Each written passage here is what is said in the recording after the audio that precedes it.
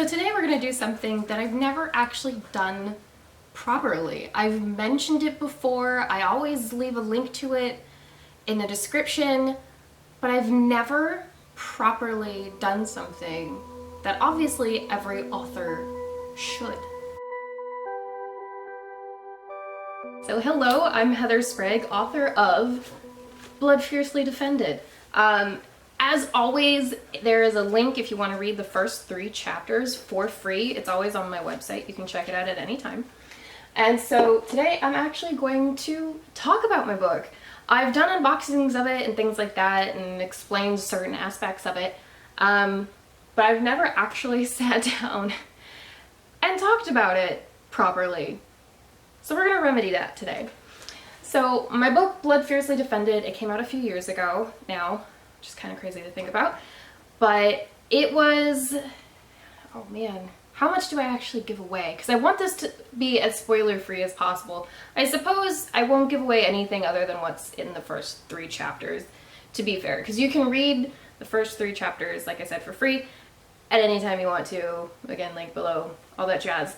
So, Blood Fiercely Defended, I'll start just writing it.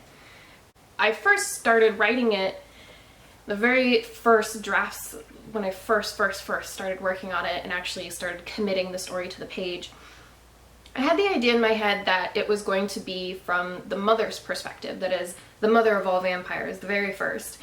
And as I started to tell the story, I changed the character, so it wasn't from Via's standpoint anymore.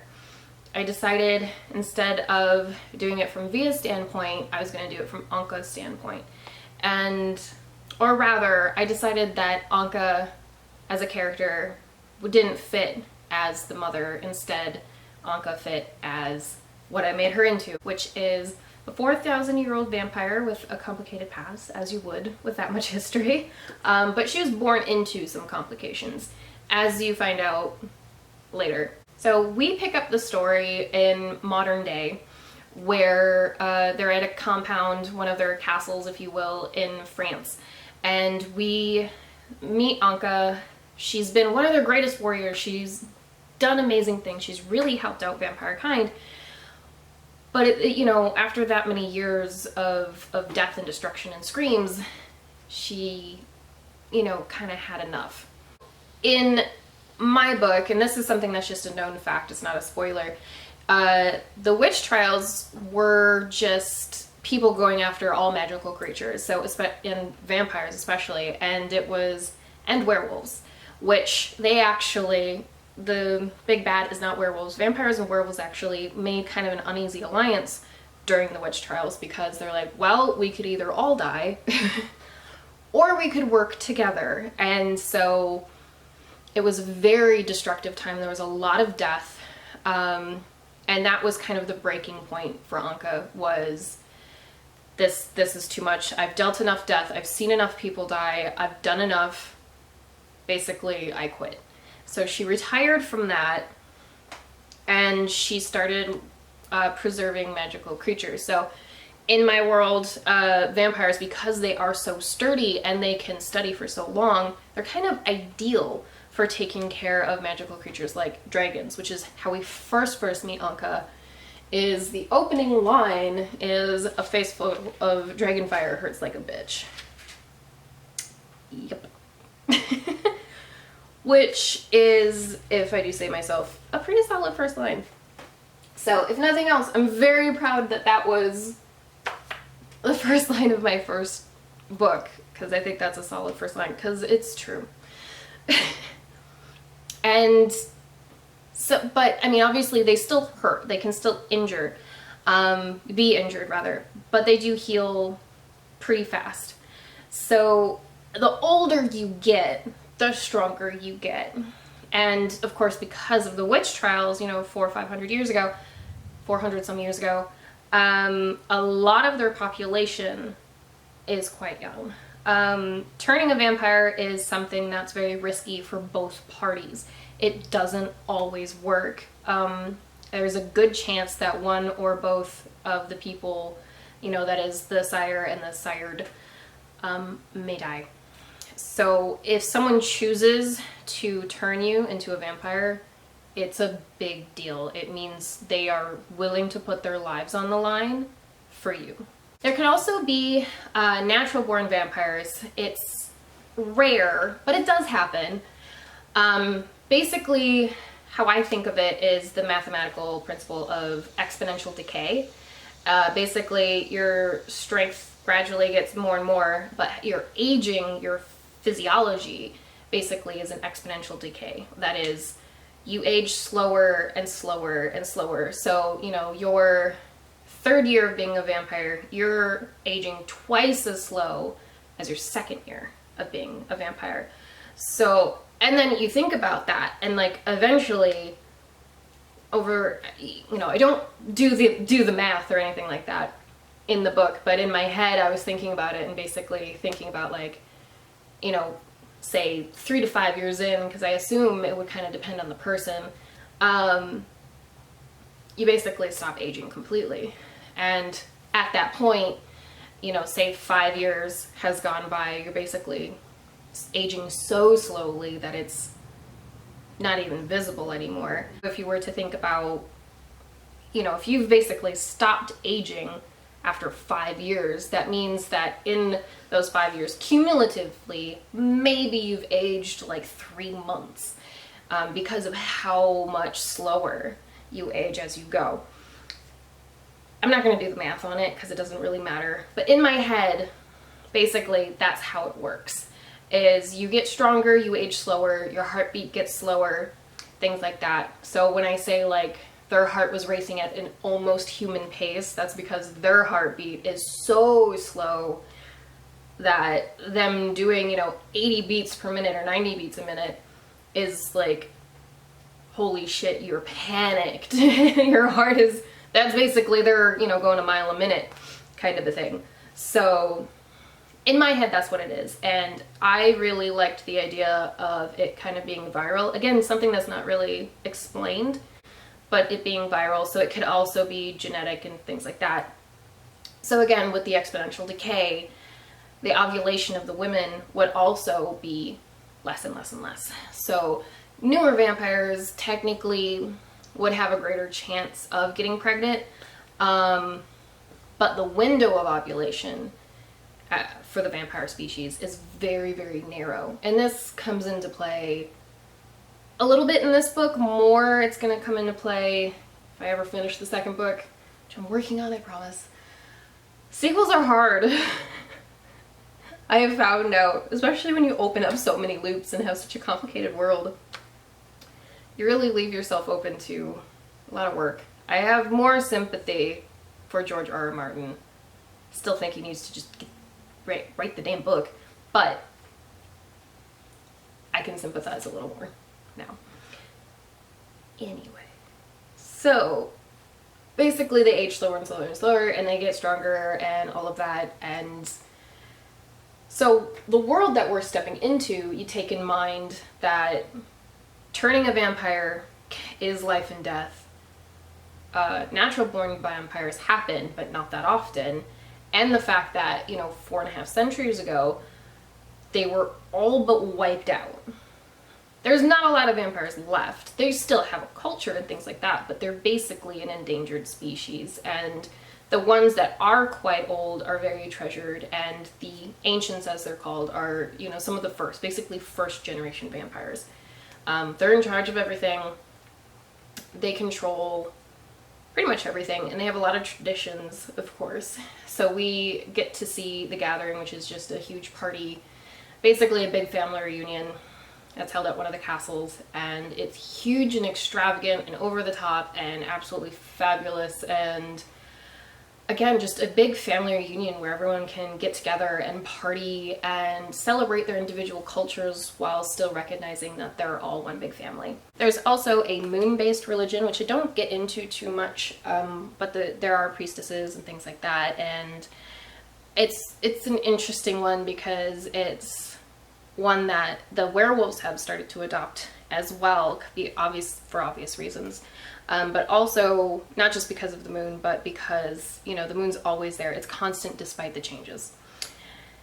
And, you know, vampires for the kind of similar reasons of like, it's always there even though the world, you know, because vampires are always there even though the world's changing around them, and even though the moon changes, it's still there, so they can kind of connect on that level. Again, werewolves are, you know, allies. A lot of people don't like them. A lot of vampires, that is, don't like them, especially the really old ones, because they remember when they didn't really get along. But a lot of the new ones just don't care, which I don't really state, but you can kind of tell. There are moments where the prejudice kind of creeps up. So much to sticking to the first 3 chapters. I will say I really enjoy the characters in this. Obviously, Anka is our main character. She's the perspective that we see the most, almost exclusively. It is written in 3rd person though, but you know, like I said, she's retired from her fighting ways, and now she kind of just helps the magical creatures, takes care of them, that kind of thing. We get to see her kind of training in a geologist that just turned. Anka didn't turn her, someone else did. And seeing how, you know, explaining the world to her, you know, as a bit of an introduction, and seeing the new possibilities bloom in her eyes, that kind of thing. Daria is the newest vampire that we see, that we know of, or that we get introduced to. And she had terminal bone cancer, and she wanted to be a geologist. Well, she was a geologist and is. So they have her there to help with the habitat of the creatures. So we get to get some of the introductory information through her. Lita tends to be people's favorite character, and I can definitely see why. She's Anka's best friend. She's a lawyer that really can hold her own in the courtroom. She's a very, very strong person, but not in the physical sense. She's not a fighter. She doesn't throw a punch. She can, you know, hold a gun and help out and wants to help people, but that's not her. She doesn't seek it out. That's not her thing. She's a savvy businesswoman. She's, you know, she has her own, you know, her whole law team that she's in charge of. So she's very strong, raging lesbian, doesn't apologize for it, wears all like designer clothes, and is always fabulous and beautiful, and just a gorgeous human being inside and out, and so strong. And we get to see her a lot throughout this book and see some of her development. And she's got a very sad origin story. She's one of the characters, I mean, for most of the characters, really, I have some sort of origin, at least for the main characters. Hers is quite sad, as you can imagine, for most of these kind of characters. Trig also has a very sad origin story within the last several centuries. I don't go into the origin stories at all in here. There's just things that I know for my sake. He, you know, obviously is very strong. When I made Trig, I made him specifically with the idea of what is, like, if you were to think this is a man, like, what would you think of? And it's like, you'd think of a badass Viking, like, giant, just, you know, 6 foot whatever, testosterone, just strong physically, but also mentally. He's also a very business-minded person. You know, he started out in boat building before he turned, you know, got into the Viking career. So he now has, you know, a boat building business. So he's rich and accomplished and a fighter, and he's just, you know, if you were to think, all right, the American ideal of a man, that's Trig. We get to see some other characters as well, trying to humanize, you know, the ancients, the ones that are, they're very old, and get, oh man, there's a lot of good relationships in here too. We get to see a natural born vampire. She falls in love with someone and she turned him, so their age difference is quite a bit, and she's a bit tragic in her backstory. Well, not tragic in her backstory, just how she handled being a natural born vampire. She wasn't really into it, and so finding this guy that was just, I mean, he's like living sunshine, just this big Hawaiian man that is everyone loves him. He is a ray of light wherever he goes. He brightens every room and everyone loves him. And their relationship is so cute. At one point, I think it's Lita says like she's gonna get rotten teeth because they are just so sweet with each other, and they really are. It's ridiculous, but they're so cute. And having, you know, a fun world to play with, and these characters that were, you know, just so much fun to create and have them play off of each other is really fun. And of course, I didn't even mention Nuru, which is Anka's old love, that she decides maybe there's something to be rekindled there. He's great. He's a philosopher from ancient West Africa, you know, thousands of years ago. So it's neat to see their kind of dynamic where she wants to punch her way out of everything, he wants to debate his way out of everything, kind of. You know, he has the more poetic answer and she has the bloody answer to everything. But it works. Their dynamic is fun. And having those kind of dynamics, having those characters that can play off of each other and interact with each other was really fun to write, I will say. The world is interesting, obviously. I mean, if I thought it was a crap world, I would have changed it before I put it to the page. Obviously, I enjoyed writing it and I enjoy the characters in the world. Otherwise, I wouldn't have, you know, put thousands of dollars into it and made it into a book and then shoved it out into the world. So, like I said, if you want to check it out, if you want to start checking it out, you can just click that link down below if what I've said has intrigued you. Thank you very much for watching, and I hope you do check it out, obviously. But let me know, what are you most curious about with all of that, or just what questions in general do you have about, I mean, if you have any questions about the process as far as, you know, how did I come up with the world, how did I develop the religion, how did I decide the character dynamics to make. I mean, there's ones I didn't even mention that are fun, like Lita's other best friend. They're both just helpless flirts, really, and they're ridiculous together in the best way.